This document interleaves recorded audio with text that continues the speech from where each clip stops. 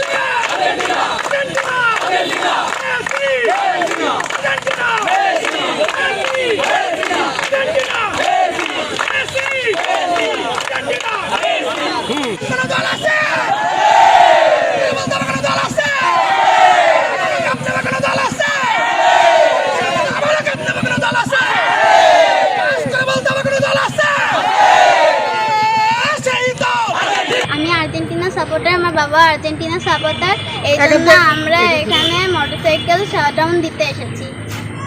বিষয় হচ্ছে কি যে আমরা তো 2022 সালে বিশ্ব চ্যাম্পিয়ন হয়েছি, বরাবরের মতো আমরা সেই আশা নিয়েই 2026 সালে আমরা অংশগ্রহণ করছি আমাদের আর্জেন্টিনা প্রিয় টিম আর্জেন্টিনা।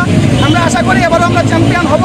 তো আজকে হচ্ছে নড়াইল জেলার উদ্যোগে আর্জেন্টিনা সমর্থকদের নিয়ে আমরা একটি র্যালির আয়োজন করছি। এখানে দেখতেছেন অনেক লোক হয়েছে। আমরা শান্তিপূর্ণভাবে একটি মিছিলের আয়োজন করছি। এখানে সিনিয়র জুনিয়র সবাই আছে, মা বোন, ছোট বোন, বড় বোন সবাই আছে। আমরা সবাই মিলে এই মিছিলে অংশগ্রহণ করতেছি।